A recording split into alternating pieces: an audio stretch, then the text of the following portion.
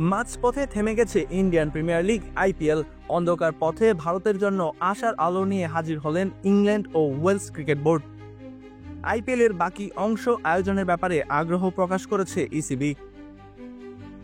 এর আগে সাবেক ইংলিশ ক্রিকেটার মাইকেল বনও মনে করেছেন আইপিএলের বাকি অংশ ইংল্যান্ডে করা যেতে পারে, তাতে লাভবান হবে বিসিসিআই। জুনে 5 ম্যাচের লম্বা টেস্ট সিরিজ খেলতে ইংল্যান্ডে যাবে ভারত। আইপিএলও ইংল্যান্ডে হলে খেলোয়াড়দের জন্য তা ভালো হবে। শীর্ষস্থানীয় ব্রিটিশ গণমাধ্যম দ্য গার্ডিয়ান জানিয়েছে, বিসিসিআইয়ের কর্মকর্তাদের সমর্থনের হাত বাড়িয়ে দিয়েছেন রিচার্ড উল্ড, যিনি ইংল্যান্ডের প্রধান নির্বাহী।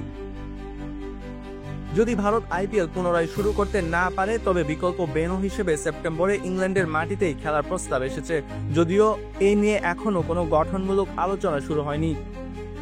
এমনকি সময়ের হেরফেরও হতে পারে, কারণ সেপ্টেম্বরে টি-20 ফরম্যাটে এশিয়া কাপের আসর বসার কথা খোদ ভারতেই। ভারতীয় বোর্ড সচিব দেবজিৎ সাইকিয়া বলেছেন, নতুন সূচি ও ভেন্যুর বিষয়ে সিদ্ধান্ত আসবে সময় মতো। সুস্বাদু বাদাম, তিল আর স্বাস্থ্যকর গ্লুকোজ সব মিলিয়ে প্রাণ পিনাট বার স্মার্ট কিছু খাও। চলমান ভারত পাকিস্তান সংঘাতে বিদেশি খেলোয়াড়দের নিরাপত্তা ইস্যুকে কেন্দ্র করে 1 সপ্তাহের জন্য সাময়িক বন্ধ রাখা হয়েছে আইপিএল। তবে অনেকেই ধারণা করছেন, এই পরিস্থিতিতে ভারতে আর টুর্নামেন্টটি কন্টিনিউ করা সম্ভব নয়, কারণ পরিস্থিতি স্বাভাবিক হতে সময় লাগবে। তাই বিকল্প কোনো দেশে টুর্নামেন্টের বাকি অংশ সরিয়ে নিতে হবে। চলমান আইপিএলে এখনো বাকি রয়েছে গ্রুপ পর্বের 16টি ম্যাচ, 6টি দল এখনো রয়েছে প্লে অফ রেসে। এমত অবস্থায় আইপিএলকে স্থানান্তরিত করলে মোমেন্টাম হারাবে দলগুলো, ক্ষতিগ্রস্ত হবে ফ্র্যাঞ্চাইজি মালিকেরা।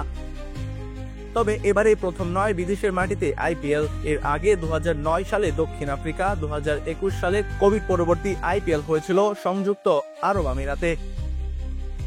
আইপিএল এর সাথে জড়িয়ে রয়েছে পুরো ভারতের ক্রিকেট অর্থনীতি, তাই তো স্থানান্তর করা হলেও পুরো টুর্নামেন্ট শেষ করতেই চাইবে বিসিসিআই।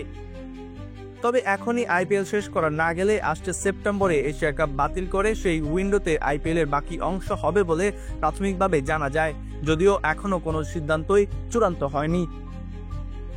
সরাজয়ন, খেলা 71।